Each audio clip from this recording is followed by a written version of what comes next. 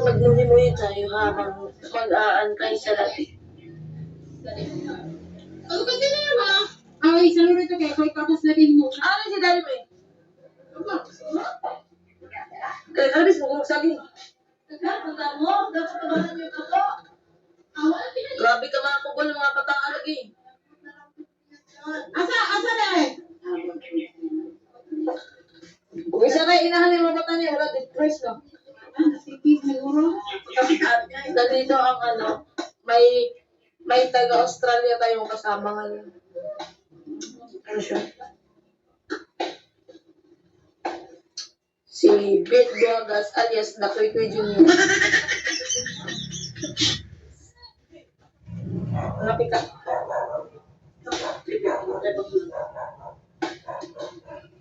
Init mong gano'n. Kayo nga eh. Nasuntat.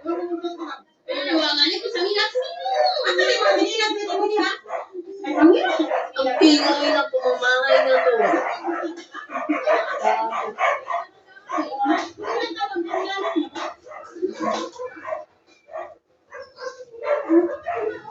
Libre ba?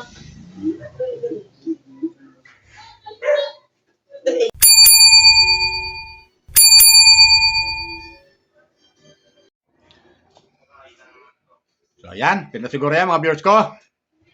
Malakas ba yung audio ko dyan? Comment lang kayo ha kung mahina yung audio ko para lakasan natin yung volume ng aking audio. Kung malakas naman, okay na yan. Ibig sabihin, mga kabayan ko dyan, dito naman po ako. Kumusta po kayo? Kumusta? Luzon, Visayas, Mindanao, mga kabayan ko dyan, hanggang sa ibang bansa na mga OFW natin dyan, nagtatrabaho para sa kailang pamilya. Batiin ko kayo ng magandang umaga, magandang tanghali, magandang gabi sa inyo lahat. Saan makipanig ng mundo naroon. Welcome kayo sa aking YouTube channel. Mga Crispo Fanatic, please subscribe, like, share, and comment. Okay? Mga OFW, na mga supporter ni Krishna, mga Crispo Fanatic, mga viewers, supporter ni Pugo Bihero at ang kanyang team, viewers, supporter ni Kalinga Prab, Kuya Bal, at Ati Jack, at viewers ni Kate Kram, viewers ni Miss Ivana Alawi, viewers ni Daddy Frankie, at viewers ni Senator Rapi Tulfo. Shout out sa inyo lahat. Welcome po kayo sa aking YouTube channel, Randy Channel. Huwag niyo pong kalimutan, subscribe na po kayo, like, share, and comment, at no-skipan. Okay? Tuloy tayo, mga viewers ko. Kasi may napanood akong upload video ni Krishna na panibago, mga viewers ko. Dito ay nakita ko na nanguha sila ng nyug para sa gagawing gata. Para naman sa gagawing lambiko, mga viewers ko. So, salita, nakapagawa sila ng biko at yun, pinagmamalaki ni Krishna, mga viewers ko. So, nakakatuwa lang. Alam mo yung mga style ba ni Krishna, yung expression niya. Yung mga expression niya na talagang, yun ang namimiss natin sa kanya eh. Bagamat, napapatawa niya tayo, tulad ng sinabi niya, yung nakaraang upload niya, na may mga problema siya, na umabot, na siya ay na-depress, at iniisip niya masyado, nasaktan siya masyado, ngunit ito ay nalabanan niya. Sabihin, yung mga ganong mga problema ay nasolusyonan niya. Ibig sabihin, nasolusyonan niya ito paano. Bagamat hindi tapos sa problema, lalo-lalo na dito sa mga buzzer. So, nasolusyonan niya. Ang ginawa niya, solusyon, ang ginawa niya, mga viewers ko, hindi siya nag-upload ng ilang araw na video. So, lahat ng buzzer, nakatunganga. Di ba ganun yung mga viewers ko? Lahat ng buzzer nakatunganga, nakaantay sa mga upload niya. Di ba? So, gano'n ang nangyari. Yan ang solusyon na ginawa niya. Eh, sa totoo lang, sabi niya, masakit sa kanya. Yung mga nababasa niya, tapos yung dadagdagan pa ng ilang problema, nasasaktan siya. Siyempre, tao lang naman siya na nasasaktan. May damdamin. Tapos dadagdagan pa itong mga buzzers na imbes na suportahan siya, ay binabas pa siya. Pero tulad ng mga sinabi ng ibang mga vlogger, katulad nila Pubier, na masyarte vlogger, nila Kalinga Prab, nila Dongs TV, hindi nyo kaya silang patumbahin. Kayong mga buzzers, hindi nyo kaya silang patumbahin. Hindi nyo kaya silang i-take down. Pasurinderin sa inyong pambabas. Tuloy-tuloy pa rin sila sa kailang pagbablog, basta hindi sila nakakasagasa o nakakasakit ng tao. Bahala kayo kung mag-comment kayo ng hindi makanis-nais, bahala kayo sa buhay nyo. Kayong mga buzzers, ang tinutukoy ko rito. Yung mga supporter naman ni Chris na mga solid supporter, lalo yung mga Chris Popnatic, talagang, nauunawaan nila si Krishna. Dito sa comment section, talagang tuwan-tuwa sila na mag-upload si Krishna. Puntahan nyo yung kanyang upload ni Krishna, yung comment section, lahat, mababasa mo rin, puro positive para kay Krishna. At nagpapasalamat sila na nag-upload na si Krishna. Di ba? Pero sa ganun pa man, ay nagagawa pa ni Krishna magpatawa. Sa kabila ng lahat ng mga problema na dumarating sa kanya, ay nagagawa pa rin niyang patawanin tayo para matanggal yung ating mga stress, yung mga iniisip, yung stress reliever talaga si Krishna. Ibang klase ang dating niya talaga sa atin, mga viewers ko. Totoo yan. Ibang klase. Kaya, nung hindi siya mag-upload ng mga 5 araw, so lahat nag-aantay. Kasama na ang mga buzzers na nakatunganga. Di ba? Ganun mga ko. Komenta kayo kung tama ako. Eto, may papakita kong video clip. Kumuha ako ng video clip kung paano naman si Krishna magbigay uli ng expression. Yung mga expression niya na nakakatuwa. Yun ang isa sa nakakatuwa sa kanya yung expression niya. Kaya yun ang namimiss natin sa kanya. Ito, panoorin natin. At kayo nang humusga, lalo-lalo yung mga viewers dyan ni Krishna, mga supporter na nanonood sa akin na hindi pa nakapag-subscribe, subscribe po kayo dito sa aking YouTube channel, Randy Channel. Okay? At ito, panoorin natin. Kayo nang humusga kung masabi nyo kay Krishna. Panoorin natin at pakinggan. Sinasabi niya. Okay, Tris, ikaw na. Yung tanawa ko na ay alas na. Sino? Magmumuhi tayo habang mag-aantay sa labi. Ano kasi na yun Ay, saluro ito kaya ko ikatos na din mo. Ano si Daddy May? Kaya alis mo kung saging. Punta mo, dapat tabanan yung ako. Grabe ka mga kubol ng mga bataan lagi. Asa na Kung isa kayo inahalin mga bata niya, wala depress, no? Sige, siguro. At dito ang may taga-Australia tayong kasama ngayon. Ano siya? Si Beth Duagas alias Dakoy Koy Jr. Malapit ka.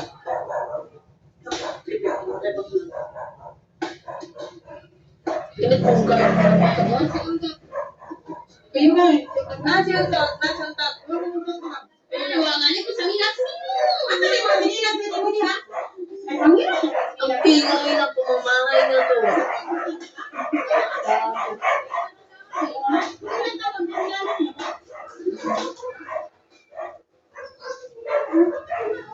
Sige ba?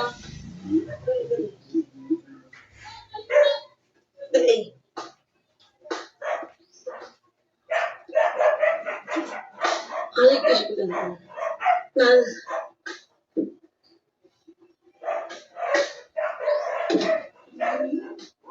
yan na pala yung hindi ko. Yan. Ang sarap po. Nandito ang mga people sa earth. Yan, ganyan ang mga mukha nila. Sobrang kapangingin.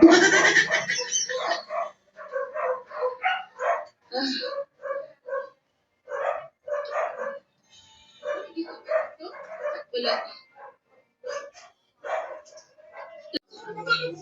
Ang gano'n lang aking mukha kasi wala pang ligot. Kailan kayong magagawa? Bakit ba? Ay magagawa ba kayo?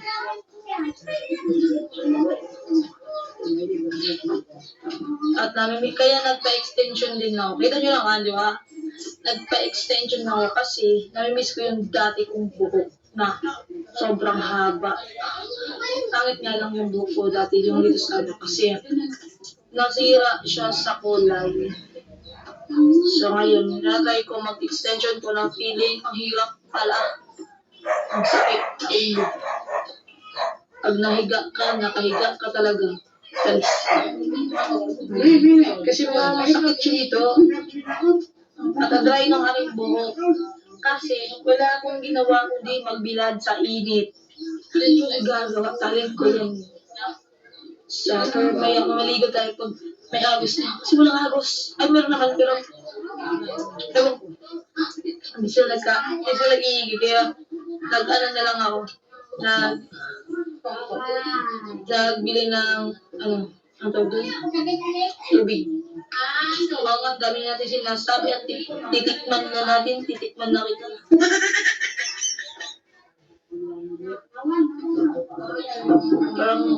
Parang, matamis. Pero, wala.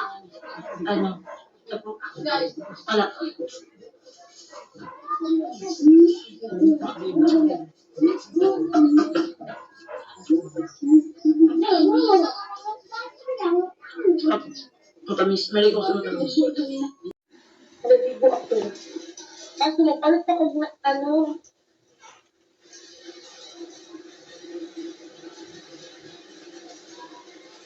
So ngayon, maliligo tayo sa ulan kasi wala na tayong ligo, diba? Oh, yo. Wala na nang walang usapan. Wala na nang walang ilaga. Yo, may nakilala akong isang magandang lalaki.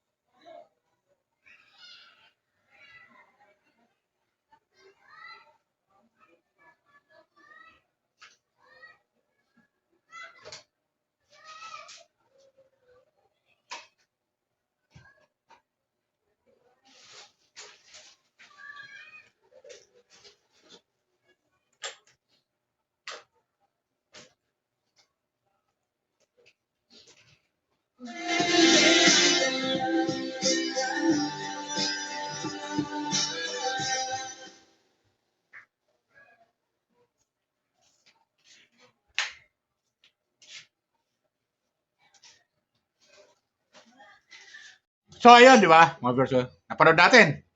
Yun nga, andun sila sa lulan niya. Andun yung ibang kapatid niya. Andun yung mga pinsan niya, mga tiyahin niya, tiyuhin niya, andun. So, masaya sila, mga verso. Masaya sila na nandun sila sa lulan niya. Kaya tuwa siya, sabi, ang ingay ng bahay na to. Kasi nga naman, nandun sila.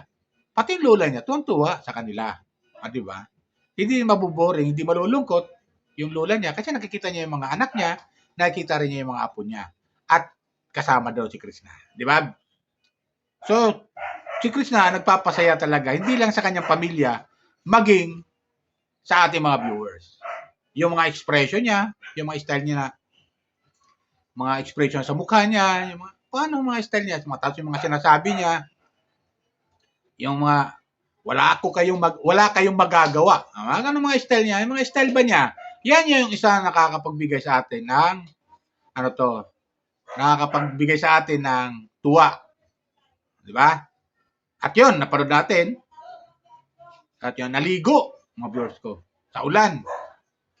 Na makikita natin yung tunay na kagandahan ni Krishna. Lalo-lalo na nung maligo sa ulan. Talagang, masabi natin na talagang maganda talaga si Krishna. At kaya pala ganon na lang yung mga viewers na yung mga bashers, kaya gano'n na lang yung inggit sa kanya dahil talaga gandang-ganda sila kay Krishna. Natutuwa sila. Ito mo tayo mga viewers, natutuwa tayo. Lalo kayo, mga viewers. Tapos, yung mga bashers, iba yung kanila inis na may kasamang inggit ang nararamdaman. Kaya binaba sila si Krishna. Pero ganun pa man, hindi sila magtatagumpay sa kanilang pagbabas. Kaya si Krishna tuloy-tuloy pagbibigay sa atin ng saya, lalo sa mga solid supporter ni Krishna. Di ba? Mga Krishna fanatic, mga solid supporter ni Bubihero na nakasubaybay kay Krishna. Alam kong nanonood kay Krishna. Nakita niyo naman yung kanyang upload video. Mga viewers ko. Mataas yung views. So yung 5 araw na nawala sa kanya, di niya pinansin yun, mga viewers ko. Na maaaring kalahating milyon sa 5 araw na mga viewers na nawala sa kanya, hindi niya pinapansin yun. Basta ang importante, nasolusyonan niya yung problema. Kung may yung problema na sinasabi niya, kaya siya na-stress. Di ba? Natanggal niya yung stress niya at nakapag-isip-isip siya, kaya siya nakapag-upload uli. At naikwento niya yung kanyang mga nararamdaman. Di ba? Naikwento niya doon sa unang upload niya, yung pag-upload niya. Naikwento niya dahil talagang labi siyang nasaktan. Talagang aminado siya na labi siyang nasaktan. Tapos sasamahan pa itong mga bashers na mga inggitera, talagang ganun ang mangyayari. Di ba? Masasaktan talaga. Siyempre, si Krishna, tao lang. May damdamin. Marunong din masaktan. Dahil, bakit ka mo kinaingitan si Krishna? Nakikita ko rito mga viewers ko. Dahil lalong sumikat si Krishna. Lalo siyang sumisikat. Habang binabatikos ng itong mga bashers. Lalo siyang sumisikat.